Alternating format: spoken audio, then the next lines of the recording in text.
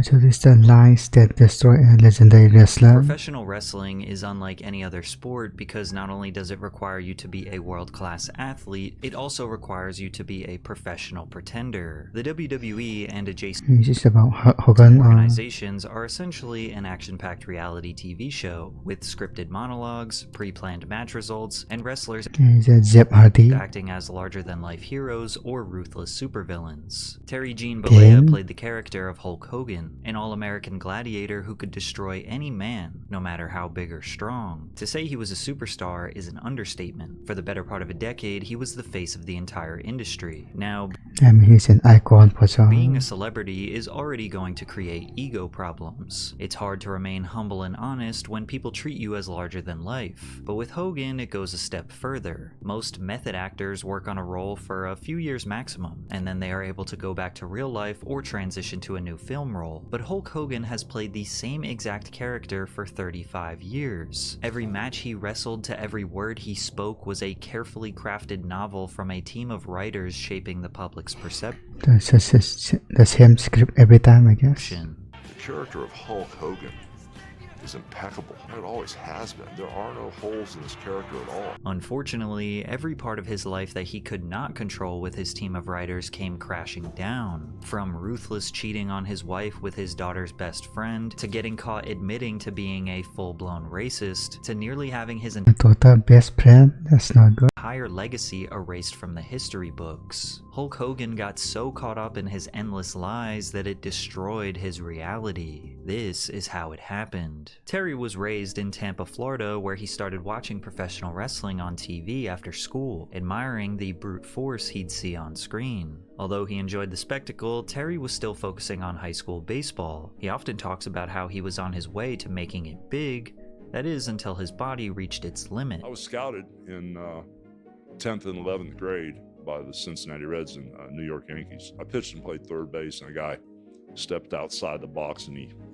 hit the ball on the handle. And as the ball dribbled down the third base line, I picked it up and I threw it underhanded to first base, and I broke that cap off my elbow. They put a cast on my arm and that cap went back on, but after that, my pitching arm was screwed from third base. I didn't have the same arm. Since Hogan became such a superstar, one would assume that there would be some sort of confirmation from the Yankees or Reds that they were once scouting the wrestling phenom. However, there is no proof that that ever happened. It became a theme in Hogan's life to embellish or exaggerate stories, so much so that people stopped believing any word he says. One of his favorite stories is how he almost played bass guitar. So he's just exaggerating everything.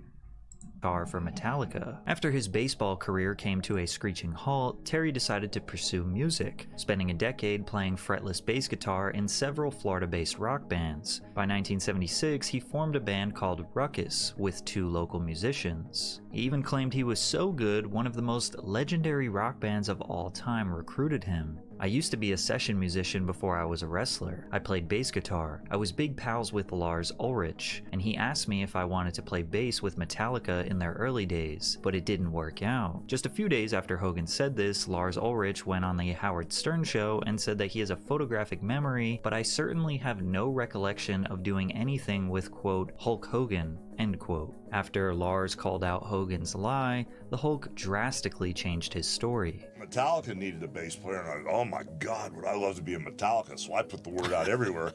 I wanted to get an audition to be in Metallica. Never heard from them either. Perhaps Hogan He just changed the story for his own benefit. became accustomed to scripting his persona in his career that he tried to boost up his real-life story a bit. Sure, this could be seen as harmless exaggerations, but this bad habit would slowly leak into almost every facet of his life, and eventually lead to his demise. Have you ever Googled your name and seen yourself on one of those strange sites that has way too much information? Thanks, Aura. When he wasn't absolutely shredding the bass guitar, Terry spent the rest of his days getting shredded at Hector's gym in Tampa, Florida. He encountered many wrestlers from the Florida region who frequented the bars where he performed. I started playing in this kick-ass rock and roll band, and a couple wrestlers came into the show. Then a couple of nights later, even more came in, because they had told each other that there was this kick-ass band, and because there was a kick-ass band, there was all this hot running around, you know? All of a sudden, before I knew it, there was a bunch of wrestlers at our gigs. These were regional wrestlers who would wrestle in Tampa, Miami, Orlando, and Tallahassee. So they'd come back to Tampa every night, where we would all be playing till 3 a.m. in the morning. Notable attendees included Jack and Gerald Briscoe, better known as the Briscoe Brothers, a tag team wrestling duo in the area. In 1976, the Briscoe brothers encouraged Hogan to pursue wrestling after being impressed by his growing physical stature. And in 1977, Hogan embarked on his rookie season as a wrestler. Hulk said in his 2010 autobiography that Elvis Presley was a huge fan of his at the time, but Elvis died 11 days after Hogan's first match in 1977, and that match was not in Memphis, Tennessee, which is where Elvis was. Terry didn't actually commit to a full-blown So this is just lie. wrestling career until 1979 when he adopted the stage name Terry the Hulk Boulder. Spending his early years on the independent circuit, he then appeared in various wrestling promotions, including a brief stint in the WWF, before settling in New Japan Pro Wrestling, where he made a name for himself. Sunday, Monday, Tuesday, Wednesday, Thursday, Okay. Thursday, This is just copy now. Friday, Saturday, Sunday comes again. 毎日 Sunday, 毎 Monday, 日 Tuesday, 日立の Wednesday, 細長 Thursday, 静 Friday, か Saturday, サラサ Sunday ラ comes again. 綺麗な空気 And while Hogan was growing his brand in East Asia, he claimed in his autobiography, My Life Outside the Ring, that his work in the region allowed him to wrestle 400 days per year. If I say I wrestled 400 days a year, it's no exaggeration. My years were actually longer than 365 days. There were times when I'd fly back and forth to Japan twice a week just to wrestle. Now, it was nothing to wrestle in Madison Square Garden one day, then fly all the way to the Egg Dome in Tokyo the same day, because you'd gain 14 hours and then fly back to the West Coast and so on. So I could wrestle in Japan today and then fly back across the international date line and land in another town yesterday. I was constantly adding days to my years. Now, there are no records of Hogan wrestling in Madison Square Garden one day and then the Egg Dome the day after. Now, it's unclear if Hogan was serious or just trying to make a silly exaggeration, but his wrestling 400 days per year has become a meme to poke fun at his relentless lies. Regardless, it's safe to say that Hogan was a huge star in the wrestling world. At the time, the United States had defined territories that different wrestling federations controlled. Hogan was one of the few who wrestled in basically every territory. He was able to help draw new interest locally and sell tickets since he was a national star. He said in his autobiography that he was the first wrestler to walk out to the ring to music, revolutionizing the sport. But Sergeant Slaughter, Chris Colt, Mildred Burke, and wrestlers from the 50s and 60s had entrance music. Yeah, I don't think I remember all this. However, major changes were on the horizon. Vince McMahon bought the WWF from his father, the territory that controlled the northeast sector of the US. Vince was planning an all-out takeover of the entire industry. His vision was to sign the best and most popular wrestlers exclusively to the WWF, so they could not wrestle in any other promotion but his own. Although this is extremely common today, back then it was seen as a merciless business practice intended to dismantle the wrestling industry and create one giant monopoly. And as we all know, it worked. But after Hogan's acting role in Rocky III, he became a mainstream superstar. And at that What is in Rocky 3? What? moment, Vince McMahon knew who the face of the WWF was going to be. Terry established himself as a fan favorite, and within 1 month, he won his first WWF World Heavyweight Championship at Madison Square Garden. From there, his takeover was in full effect. He was headlining WWF events every night to sold-out crowds across the Northeast, continuing to amplify his superstardom. I feel no pain. I fear no man. In his interviews, Hogan often referred to his fans as Hulkamaniacs and introduced his 3 demandments: training, saying prayers, and eating vitamins. Over time, he added a 4th demandment: believing in oneself. Hulk was larger than life, physically and metaphorically. He stood at a staggering 6 foot 7 inches tall and weighed 295 pounds with 24-inch biceps, all while containing a superstar aura that he described as being similar to a cult leader. Do you know anything about Hulkamania? Hulkamania? Hulkamania. If you want me to. What is Hulkamania? Well, Hulkamania is the newest thing, Johnny. It's the thing that is sweeping the country. I'm sure some of these guys over here might know about it. It's like a new cult, and it's like follow the leader. Are you starting a cult? Everybody does what the Hulkster does. It's like truth, justice, and the Hulk Hogan way. Hogan's image was plastered on action figures, lunchboxes, and video games, making him a pop culture phenomenon and one of the most recognizable figures worldwide. He was named the most requested celebrity of the 1980s for the Make-A-Wish Foundation's children's charity, being featured on the covers of Sports Illustrated, TV Guide, and People magazine, while also having his own CBA Saturday morning cartoon titled Hulk Hogan's Rockin' Wrestling. He was officially the face of professional That's nice. wrestling. Hogan and Vince McMahon developed a very close relationship. Even though Vince was a ruthless businessman who often took advantage of his wrestlers, Hogan seemed to protect the interests of the corrupt CEO rather than his fellow co-workers. At least that's what WWE Hall of Famer Jesse Ventura says. You and Hulk were once good friends. Yeah, What's the likelihood of that ever being repaired? never. What? Can't trust him. And he's the one that ratted me to Vince when I tried to unionize. I found that out under federal deposition when Vince was put under sworn, and he didn't hesitate at all. I told my lawyer the story, and in deposition you can So ask he threw him under the bus, basically. about anything. And so I wanted to know who ratted me in the locker room, because there were no agents, no one from the office was in there when I did it. So it had to be one of the boys. And when my attorney said, Mr. McMahon, has there ever been a union in wrestling? And Vince said, no. He said, has anyone ever tried to? And Vince said, well, I think Jesse Ventura spouted his mouth off about it once before. My attorney said, did you hear Mr. Ventura? No. Well, then how do you know he did? With no hesitation, Vince went, Hulk Hogan told me. And I didn't show any emotion, but I almost tipped over in the chair because he was my friend. And I thought, but then I understand why. When we went to court, I saw in WrestleMania 3, Hogan got paid more than all of us combined.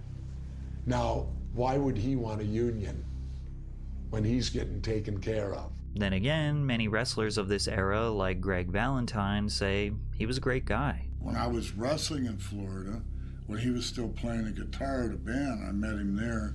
So we always, he's a mellow guy, and he likes to smoke the, and he don't like getting drunk and crazy and all that. Just a real nice guy, Florida boy, down to earth. So I got along with that type. And my wife, Julie, who I'm still married to now, my wife, beautiful wife, Julie, and Linda became really good friends. So. Nothing could slow down Hogan's dominance, and his reckless actions would lead to his first major controversy. During an interview in 1985, he choked out TV personality Richard Belzer, causing him to lose consciousness. What? Then he dropped his unconscious body to the floor, where he split his head wide open and required an immediate hospital visit, where he received 9 stitches. In front of a live TV. It's kind of wild. How about it, T? Keep him like that for a little while.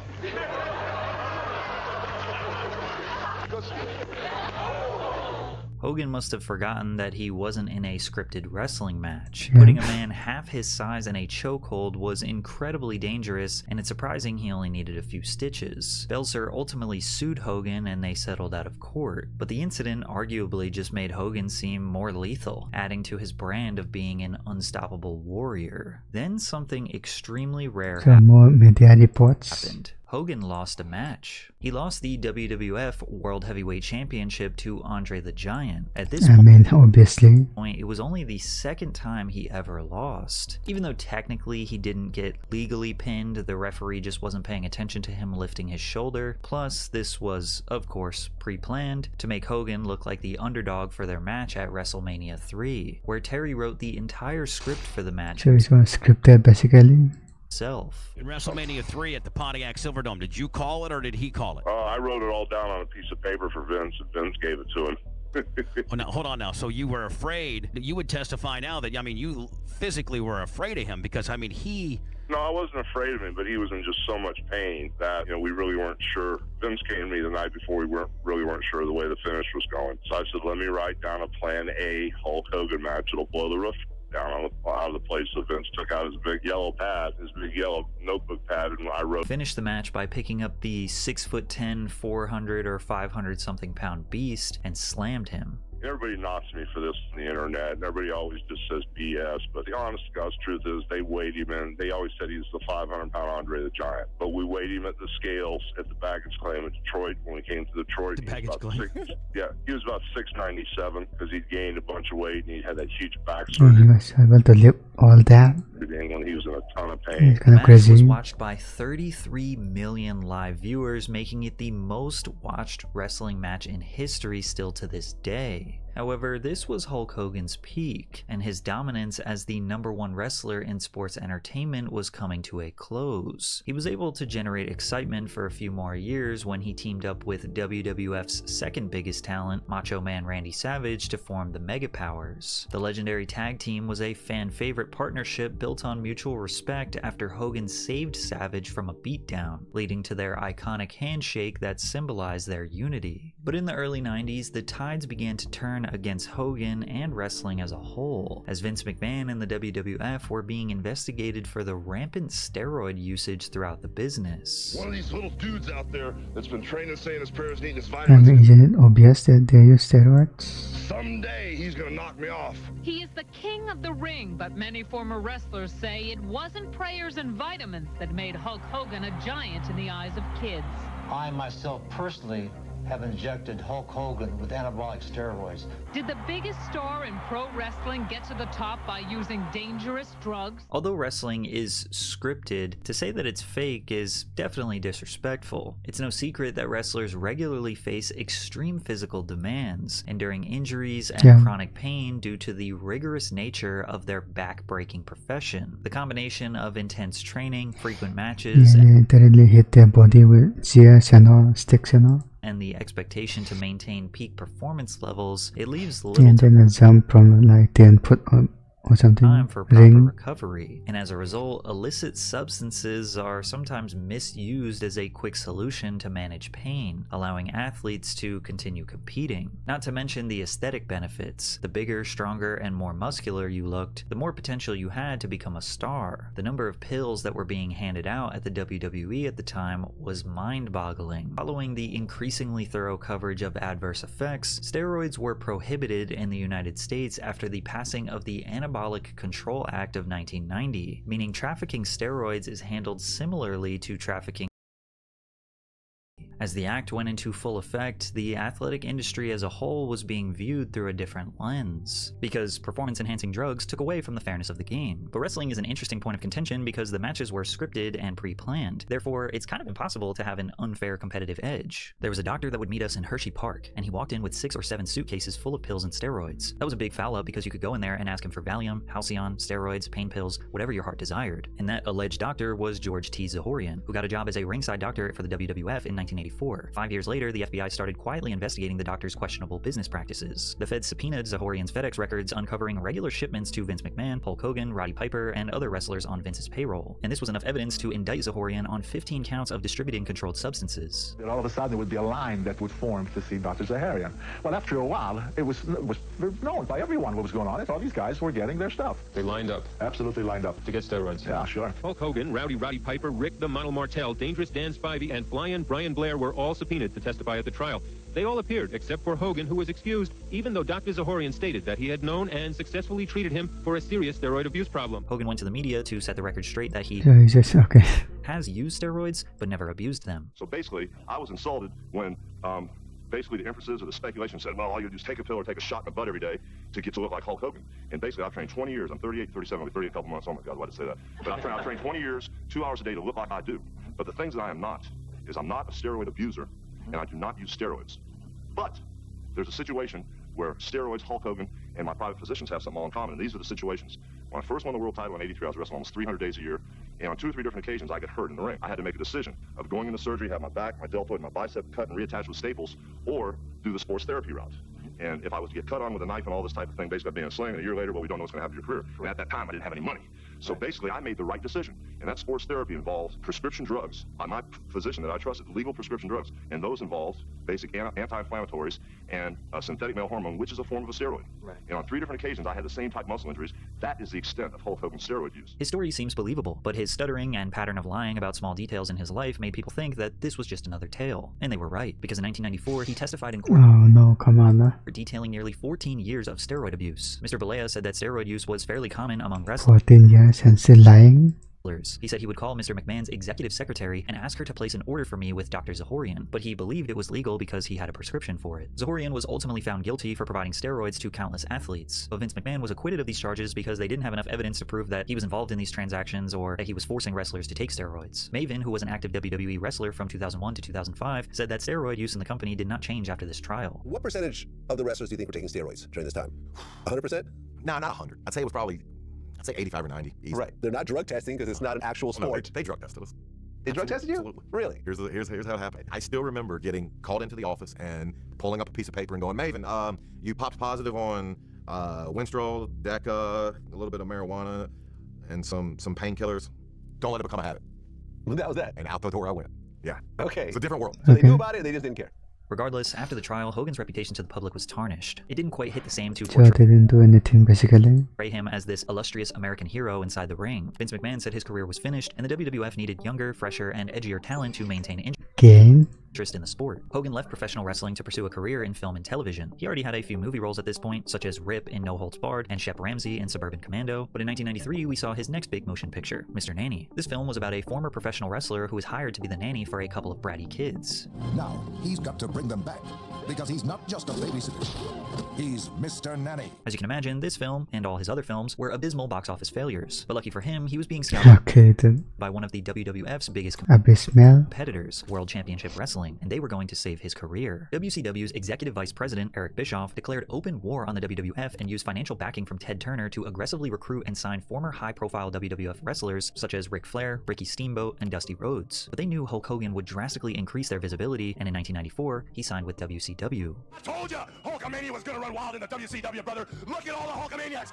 Bischoff offered Hogan total creative control over his character, in addition to a multi-year, multi-million-dollar contract at a time where just a few of the top wrestlers were maybe receiving around $1 million a year. Giving this much power to Hogan would eventually be the demise of the brand. While Hogan has denied ever using his creative control in the WCW, former employees have claimed otherwise. Apparently, at the Bash at the Beach match in 1994, legendary wrestling writer Vince Russo wrote that Hogan was going to lose his match to Ric Flair, to which Hogan initially agreed with, but then allegedly changed his mind at the last minute. Hogan's attorney sent a fax to WCW's office after the closing hours on Friday. The pay-per-view is Sunday. Sends the fax to the office after closing hours stating Hulk Hogan was going to play his creative control card and was not going to do what was written. Friday after the office closes and everybody is on their way to the Bash at the Beach, so nobody saw this fax prior to the show. Russo's recollection seems to make sense because in the final moments of the match, Ric Flair is seen hitting Hogan, to which Hogan is not reacting, only for him to put his finishing move on Flair and pin him for the title. This is one small example of what many believe to be Hogan's abuse of power in the WCW, a man who is so enthralled in his own ego that he by the script then believes his character and persona is more important than the entire at the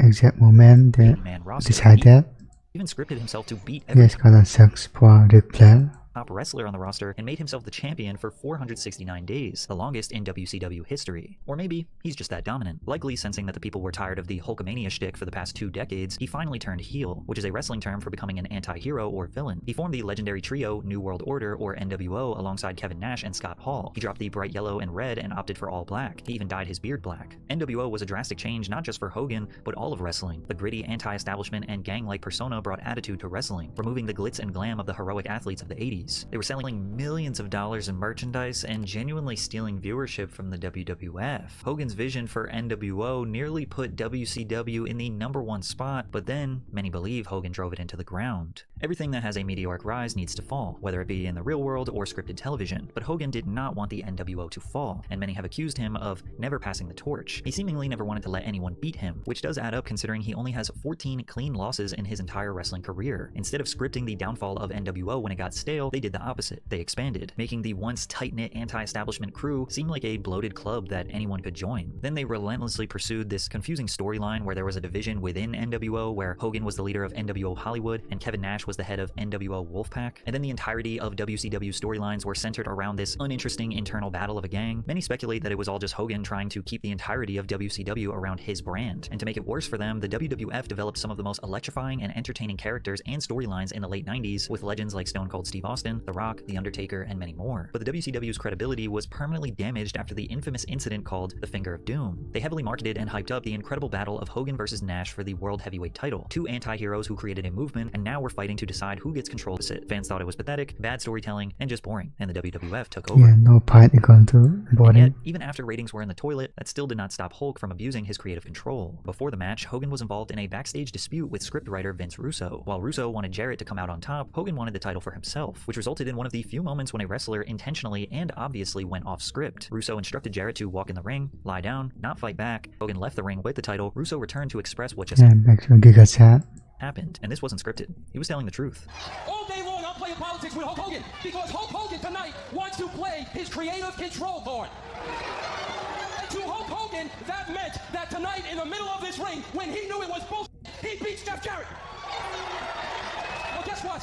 Hogan got his wish. Hogan got his belt, and he went the hell home. And I promise everybody else, I'll go in the goddamn grave. You will never see that piece of shit again. And after that moment, Hogan was never seen in the WCW ever again. After Russo's rant, the fans that was kind of surprising. Realized just how much control Hogan had. He could decide what would happen with his own character and everyone else's, without anyone being able to stop him. In response to this rant, Hogan filed a defamation lawsuit against Russo, but he had absolutely no case whatsoever, and it was dismissed in 2002. Hogan's creative control became such a widely discussed issue that a long-standing meme holds in the wrestling community, quoting Hogan as saying, "That's not gonna work for me, brother." And although we don't know for certain he ever said this, it seems extremely likely. In February of 2002, Hogan made his return to the WWF as a heel at the No Way Out pay-per-view. He showed up as the leader of the original NWO with Hall and Nash, as the three immediately started causing problems with the company's top superstars, The Rock and Stone Cold. The Rock challenged Hollywood Hogan to a match at WrestleMania 18, billed Icon vs. Icon, and put on one of the greatest matches in WWE history. He's 50 years old, a questionable businessman, but undeniably a legend. Plus, he simply did not fit in with the New Age wrestlers, but instead, he hung around and had a very lackluster exit from the company. Hogan fought the likes of Kurt Angle, teamed up with Edge to capture the Tag Team Championship, helped elevate in newcomer Brock Lesnar, and even went toe-to-toe with Vince McMahon at WrestleMania 19, where the two old guys actually put on a pretty good match. From there, Hogan had a stint where he wrestled as a masked superhero called Mr. America, who loosely resembled Captain America. Mr. America was seemingly an alter ego as he used the same entrance theme. Okay, that's a Scoopy now.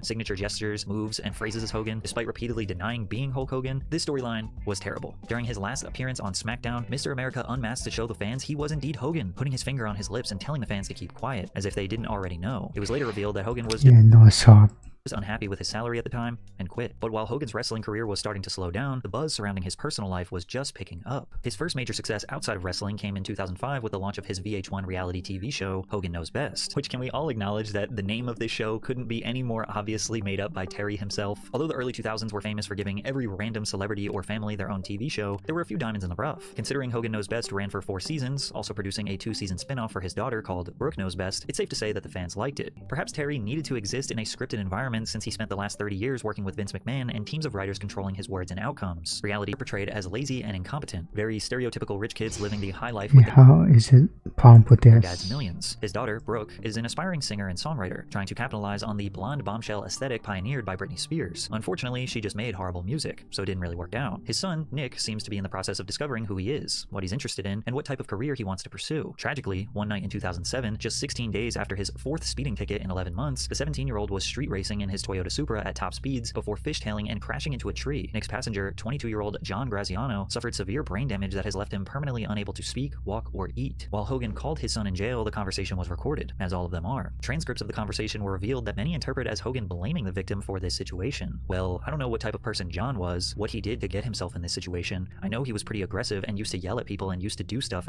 but for some reason, man, God laid some heavy stuff on that kid, man. I don't know what he was into. In Hogan Knows Best's final season, they display the beginning of what would ultimately be the destruction of Terry and Linda's marriage. I can't live like this, Terry. Every day, it's drama. It's just ridiculous. In case you can't tell, I've had it, okay? When it is verbally suggested, maybe we should just be divorced.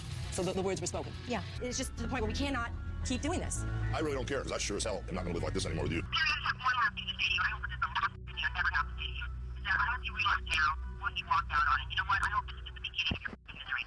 And to no surprise, they did end up getting a divorce after the show concluded. Hogan's darkest year was in 2007, when no script there. He wasn't wrestling or shooting his reality TV show. It's almost like the moment his every move wasn't being scripted or choreographed, he collapsed. The final nail in the coffin was when Linda discovered that Terry cheated on her with their daughter's best friend, Christian Plant. My relationship with Terry began at a time when Terry and Linda privately knew their marriage was ending, she told the tabloid. She had left him already, although no official papers had been filed. Christian tried to apologize to Brooke as she felt immense guilt. In a MySpace post, Brooke responded, "When your best friend and one of your closest family members that that you have loved unconditionally since your first day on this earth betray you together. You could maybe find it in yourself to forgive one day, but you will never forget the hurt they caused you. As if it couldn't get any weirder, Linda, Hogan's ex-wife, started dating her son's 19-year-old friend, Charlie Hill, and ended up marrying him. While Hogan may have felt his worst days were behind him, and he could finally focus on repairing the mistakes and lies he told just mess up family. to his family and friends, it would all come back to haunt him again in 2012 when a tape between Hogan and Heather Clem surfaced online. In October 2012, Gawker, a celebrity blog site, released a short clip of the encounter. The site claimed they received the tape from an anonymous source who wanted no payment nor credit. Their only request was that we watch it. Hogan later told NBC's Today Show that the tape happened during a low point in his failing marriage to Linda Hogan. The tape was filmed in 2006, but Linda filed for divorce the following year. Things were bottomed out completely, Hogan said. I was with some friends, and I made a wrong choice, and now all of a sudden it surfaces, over 6 years later, and it's just appalling. While most people saw this as another reflection of Hogan's bad character, it was a little deeper than what we saw on the surface. The tape was filmed in 2006 around the final taping of Hogan Knows Best. He was living at his friend Bubba's house on the brink of divorce and dealing with the darkest moment of his life. People don't realize is that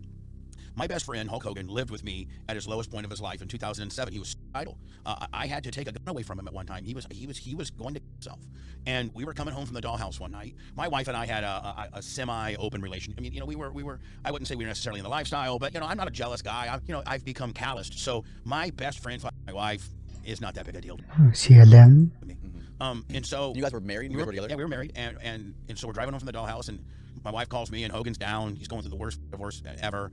And I just told her, I said, hey, Heather, have a little sexy outfit on and take care of my boy when we get home. And it was pretty much that simple. Bubba claims that the tape was left on his work desk and employees stole it and tried to extort Hogan for $1 million before ultimately leaking it to Gawker. But there isn't really much evidence to back this story, and it seemed like it could have been Bubba and Clem trying to set up their friend. As we know, this was the second time Hogan got caught cheating on his wife. So while nobody was claiming that he is a saint, most people agreed that leaking his tape was a violation of his privacy, which is why on October 15th, 2012, Hogan filed a lawsuit against Bubba and Heather Clem for invading his privacy, having recorded the encounter without his knowledge. Do you have any idea before the second encounter happened exactly what's going to go? A settlement was reached on October 29th with Clem making a public apology to Hogan. Hogan later sued Gawker Media for posting the 90-second clip of the tape. And on March 18th, 2016, the jury delivered a verdict in favor of Hogan. In compensatory damages, Hogan was awarded $115 million, $55 million for economic harm, and $60 million for emotional distress. The jury later awarded him an additional $25 million in punitive damages. And while this might actually be seen as a huge win for Hogan, more shameful things from his past were coming to light, but this next one would nearly ruin his legacy permanently. More found footage of Hogan was released, but this time he was making racist comments regarding his daughter, Brooke, dating black men.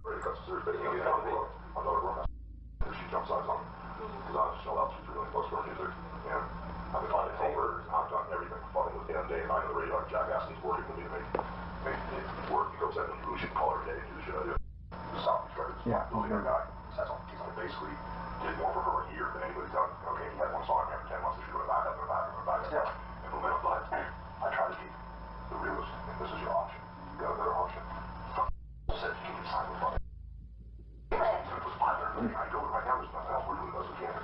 So it gets to the point where I was broke as like a son, we're gonna hang out, I got hold hands together on tour, we're gonna get close to the time before I'm gonna I'm not a double standard. I'm racist to a point. Yeah. Then when it comes to nice people, He said the word.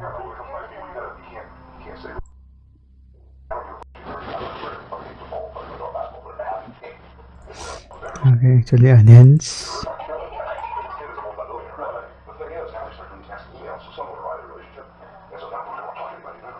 In July of 2015, National Enquirer and Radar Online were the first media outlets to publicize the situation. The recordings disappointed many within the wrestling community, forcing Hogan to come forward and address his racist behavior. 8 years ago, I used offensive language during a conversation. It was unacceptable for me to have used that offensive language. There is no excuse for it, and I apologize for having done it. Hogan said in a statement to People, "This is not who I am. I believe very strongly that every person in the world is important and should not be treated differently based on race, gender, orientation, religious beliefs, or other." Yeah, he's the one to say that. Okay. This is obviously Hogan's biggest lie to date. Like, it's one thing to argue that something is out of context, or maybe something is a microaggression, but here this guy is 60-something years old, dropping hard R's and literally saying out of his mouth, "I'm a racist." It couldn't have been any more clear. The WWE was feeling more pressure than ever to respond to the actions of their once golden boy, and they did. By scrubbing Hulk Hogan from the WWE's website, the company removed almost all references to Hogan, including his listing as a judge for the reality competition show Tough Enough. They removed his merchandise from the WWE shop and his entry from its WWE Hall of Fame page. Hogan tried to reframe the narrative, with his lawyer claiming that Hogan chose to resign. However, WWE clarified the company terminated their contract with Hogan, stating that they are committed to embracing and celebrating individuals from all backgrounds. In response to the controversy, Mattel stopped producing Hulk Hogan's action figures, while Hogan's merchandise was removed from online stores of Target, Toys R Us, and Walmart. Hogan tried to add more context as to the reason why he decided to use these racist remarks in a carefully scripted interview with Good Morning America. And he became Trump supporter. Are you a racist? No, I'm not. I'm not a racist. I never should have said what I said. It was wrong. I'm embarrassed by it. But a lot of people need to realize that you inherit things from your environment. And where I grew up was South Tampa, and it was a really rough neighborhood. He's like 60 years. What? Very low income. And all my friends. I doubt he was Jens after 60, bro. The word was just thrown around like it was nothing. Is it fair to say that you inherited a racial bias? I would say that is very fair. The atmosphere, the environment I grew up in, all my white friends, all my black friends, to hear the word on a daily basis when they greet me in the morning, that's what they say to me. Good morning, so-and-so. I think that was part of the culture and the environment I grew up in. Even though Hogan was ostracized from the wrestling community, many wrestlers continued to speak in support of him. Virgil commented, "Hogan has never given me a reason to believe he is a racist," while Kamala added, "I do not think Hogan meant harm by saying that. Hogan is my brother until he decides not to be." Dwayne Johnson initially expressed his disappointment, claiming to have known Hulk Hogan for a lot of years, assuring, "I'd not know him to be a racist," before strangely describing his racist rant as merely trash talk. WWE Hall of Famer Booker T addressed it as well. Hulk Hogan, especially speaking right now. He's an ambassador. He's a great ambassador for the game. He should be a part of it. Yes. Well, with the whole, past N-word stuff and everything else, I know in a report it was like, people deserve second chances. Everybody deserves a second chance. Yeah. Life's all about it. Even Steve Harvey spoke out in support for Hogan. I have never used the word in a comedy special because it's not acceptable. Now, I mean, it's kind of a private setting, so. Do I forgive him? Yeah. Do I think his career should be ruined because of it? No, I don't. Because if we're ruining people's career for that word right there, ain't none of us gonna be working. Although wrestling fans were entirely fed up with Hogan's nonsense, it seemed like his celebrity friends and wrestling peers respected him enough to defend him publicly. On July 15th, 2018, Hogan was reinstated into the WWE Hall of Fame. He made his on-screen return 4 months later as the host of WWE's Crown Jewel pay-per-view event. In the 5 years old, it seems like Hogan is finally living the retired life, spending most of his days in Clearwater Beach, Florida with his new wife and focusing on new entrepreneurial endeavors like his He still looks pretty young for 70. Hogan's Hangout Bar and Grill and promoting his Real American Beer. There is no doubt that Hulk Hogan transformed wrestling. He is an icon who helped grow the sport to a level that was unimaginable, which has paved the way for many careers after him, and long as possible. However, you could argue that him refusing to get put over is what maintained his legacy. Think of all the guys who just let the writers determine their future, never let them fulfill their true potential only for them to be forgotten. Some look at the deterioration of Hogan's personal life as some sort of godlike punishment for his decades of abusing his power. It's hard to give Terry the benefit of the doubt because, well, he has lied so much about his life, his past, even extremely small details that can easily be fact-checked. It's hard to know who Terry Paleo really is. Maybe he doesn't even know. However, one thing does seem certain about him. He may not be the best He knows himself. friend, he may not be the role model husband, he may not be a trustworthy businessman, but he does seem to care deeply about his fans. But it's just amazing how the fans have made this live forever, It's amazing. It's the fans that did it. They were telling them